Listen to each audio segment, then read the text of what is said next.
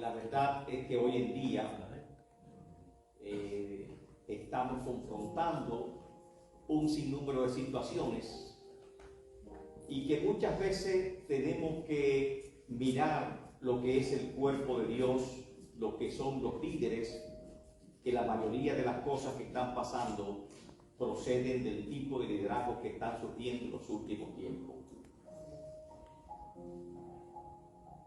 Para nadie es secreto que se han levantado un sinnúmero de escándalos en algunas congregaciones, en algunas iglesias, en algunos ministerios, a los cuales nosotros estamos llamando como sectas que se han levantado. De hecho, no es extraño escuchar en noticias escándalos de algunos pastores o líderes evangélicos, y eso no es bueno que nosotros estemos, diríamos, en la mira de la palestra pública, haciendo, diríamos, participando de esta clase, diríamos, de noticias. No es correcto. Lo que está pasando en estos tiempos, y básicamente estamos hablando a finales del siglo XX, lo que son más o menos de mi edad, y comenzando el siglo XXI, amén, que antes no se veía ese tipo de escándalo en la iglesia, y ahora se está mirando. Antes la iglesia era una iglesia humilde, sencilla, y los líderes también tenían esa misma característica, sencilla, humilde, amén. Y de hecho, Cristo vino a establecer una iglesia humilde, sencilla, pero llena con el poder de Dios. Amén. Esa fue la iglesia primitiva. Y muchas veces referimos la anécdota y la referimos como que se tratase de un papa, de un cardenal, que dijo en una ocasión: ahora no podemos decir como Pedro, porque Pedro le dijo a aquel, inválido, aquel cojo que estaba en la puerta de la hermosa: no tengo plata ni oro, pero lo que tengo te doy. En el nombre de Jesús de Nazaret, a ti te digo, levántate ya. Amén. Pero por el contrario, ahora hay muchos ministerios y muchas iglesias que han crecido tanto que pueden jactarse y decir: no estamos como Pedro porque tenemos plata y tenemos oro. Sin embargo, no pueden decir al paralítico: levántate y anda, porque han perdido el poder de Dios. Amén. Y por eso usted ve mucha iglesia, que usted la ve en televisión, que usted la ve por las noticias, amén, que toman un título altísimo, amén, ya no se conforma simplemente con ser pastores, simples pastores, ahora son apóstoles, profetas y otros títulos más, y ahora están arropando los medios de comunicación como si fuésemos actores, como si fuésemos artistas. ¿Lo notan, verdad? Y lamentablemente muchos critican que la iglesia, en vez de reaccionar en contra de ese estilo de liderazgo, lo que estamos buscando es una fe ciega detrás de ello. Y en cierta forma tienen razón. Pero la culpa, amén, es que nosotros no estamos enseñando lo que es un líder. En la medida que la iglesia comenzó a crecer, como que esa humildad y liderazgo comenzó a desaparecer.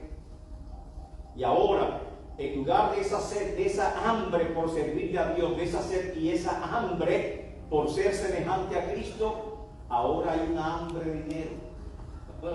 Amén. Que ustedes son bienaventurados cuando encuentran una iglesia sencilla y humilde como esta. Una sed de popularidad, de fama, de fortuna. Amén. Que lamentablemente está acabando con la imagen de lo que es la iglesia en general. Pero gracias al Señor que existen muchas organizaciones que siempre se han mantenido con ese carácter de humildad, de mansedumbre, como debe ser la iglesia cristiana.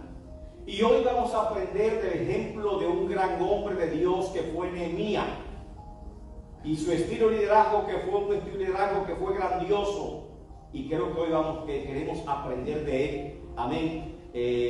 Si nos vamos a formar como líderes, amén, qué mejor ejemplo, qué mejor maestro que este hombre llamado Nehemías. Amén.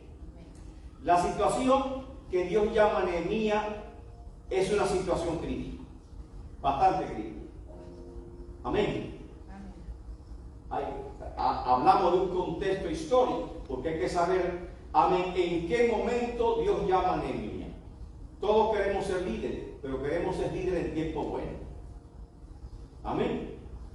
Pero lamentablemente los grandes líderes Dios lo ha llamado en los peores tiempos.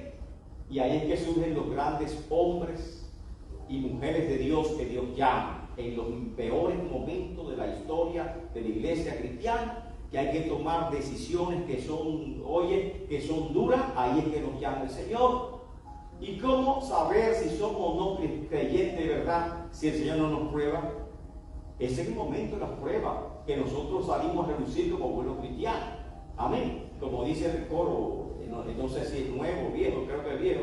Amén. Batalla no es batalla, si no viene la prueba. Viejo es viejo. Amén. Viejito, ¿verdad? Sí, si no está la calumnia, batalla no es batalla. Amén. Y otro que dice, alabar a Dios cuando las cosas te salen bien. Qué bueno es. Alabar a Dios cuando en la vida no hay problema. Qué cosa buena. Pero yo le alabo, dice el coro, yo le alabo en el quebranto, le alabo en el sufrimiento. Y el Señor nos ha enseñado que tenemos que alabarlo en el quebranto y en el sufrimiento. Como buenos cristianos, amén, como creyentes genuinos en Cristo Jesús. Y como líderes hay que saber que los grandes hombres de Dios, Dios los llama en los peores momentos. Israel, el pueblo del Señor, precisamente estaba pasando un momento tremendo. ¿Por qué? Se llama el cautiverio babilónico. Amén. El profeta Jeremías había dicho a Israel, le advirtió que Dios lo iba a llevar cautivo por Babilonia. No le creyeron lo que Jeremías estaba diciendo. Y Jeremías dijo que serían 70 años de cautiverio. Incluso los judíos, cuando él habló que hasta el templo sería destruido, se pusieron enemigos de él y querían matarlo. De hecho, lo apresaron, lo pusieron en un cepo y estaba en lo profundo de una cárcel judía en Jerusalén. Llegó el momento de cumplirse lo que Dios había dicho a través del profeta Jeremías, y de hecho se cumplió. Y cuando Babilonia atacó a Jerusalén, amén, lo primero que hizo el rey babilónico, porque desde allá se escucharon las profecías de Jeremías, amén, saquen a Jeremías y libérenlo, y liberan a Jeremías, amén.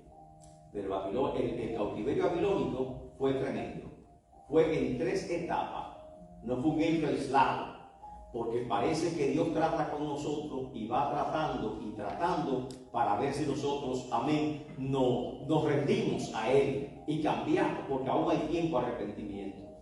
La primera etapa fue en el 605 antes de Cristo, 605 años antes de Cristo, amén, que Nabucodonosor, amén, rodea Jerusalén, la sitia, y en ese sitio, amén, toma cautivo de Jerusalén. Y en el primer cautiverio se fue Daniel, que era un adolescente, fue llevado Daniel y un grupo de adolescentes que eran de los príncipes, fueron llevados cautivos a Babilonia. Y en ese momento, Dios tenía, amén, dando una oportunidad a Jerusalén. Llaman a Nabucodonosor, que su padre, Nabopolassar, se había muerto, y que él tenía que volver a Babilonia a recibir el imperio. Y lo hacen emperador. Amén. Pero se olvida de Jerusalén. Amén. Daniel y otros jóvenes, que usted lee el libro de Daniel, Sadrach, Abednego y otros jóvenes más, amén, fueron llevados cautivos en el 605. Más luego hubo otro cautiverio, amén. Y ese cautiverio, amén, fue un poquito más tarde, en el 597. En el 597 otra vez se llevaron un grupo de cautivos, y ahí se llevaron a Jeremías, se llevaron ahí a Ezequías, joven también se lo llevaron cautivo.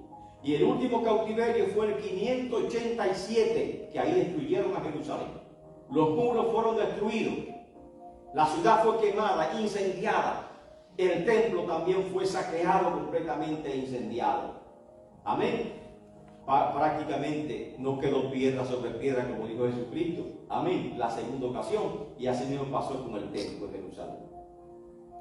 Ahora, cuando llegó el momento de que se cumplió la palabra del Señor, que habló por el profeta, amén, por el profeta Jeremías, de los 70 años de cautiverio, Dios comenzó a traer a su pueblo.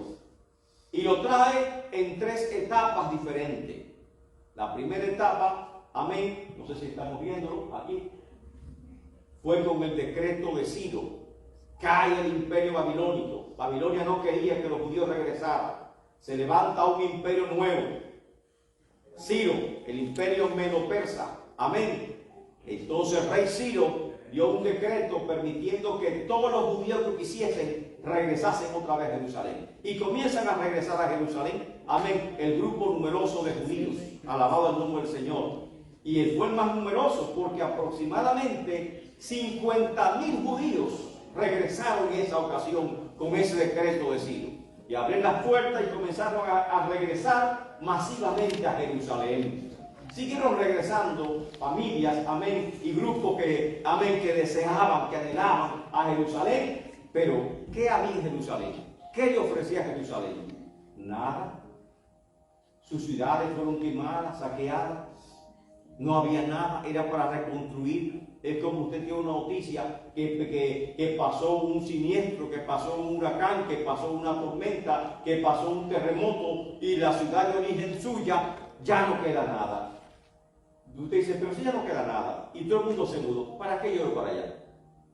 Nos tenemos que levantarla otra vez y comenzar a levantarla piedra por piedra. Amén. Hombres y mujeres valientes, familias valientes. La Biblia solamente habla de hombres y habla como 50.000 hombres. Amén. Pero fueron con sus familias.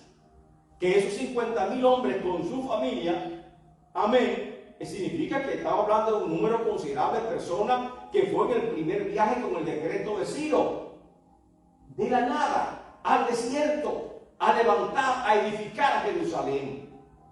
Y el segundo fue el decreto de Darío en el 517, y ese decreto fue para permitir que terminaran el templo, porque con el decreto de Ciro mandó a un hombre, a un judío llamado Zorobabel, y a un sumo sacerdote llamado Josué, para que reedificaran el templo de Jerusalén. Amén. Zorobabel y Josué. Así que, gracias a pues se levantaron enemigos que pararon la construcción y dijeron, aquí no. ¿Y saben qué fue enemigo? Samaria, porque Samaria quería anexarle a Judea, a su territorio, y siempre tenía esa intención de quedarse con Judea también. Y cuando vieron que los judíos estaban regresando, amén, para reedificar sus casas, no les gustó. Amén. Y comenzaron a atacar a los judíos. Y fue un ataque grande que pasó Zorobabel y que pasaron Josué. 2 líderes que también Dios levantó en gran crisis que existía en ese tiempo. Pero por fin, gracias al decreto de Darío en el 517, el templo fue terminado en el 516 y a ese templo se le llamó el segundo templo o el templo de Zorobabel. Un gran gozo, una alegría para todo el pueblo judío que se levantase el templo de Zorobabel. Amén. Pero era un peligro, una amenaza para los otros. Amén. Porque veían que los judíos estaban regresando otra vez a su tierra. Pasó aproximadamente 100 años, óigase, de esa gran victoria. El templo fue levantado, un grupo numeroso de judíos regresó otra vez, amén, a Jerusalén. Estaban edificando su casa, buscando, amén, buscando su territorio. Incluso, amén, había un gran ánimo, pero había gran escasez. Y en esa gran escasez comenzaron a levantar poco a poco los muros, que prácticamente era impensable levantar los muros. Y ahí comenzamos con la historia de hoy. El regreso de los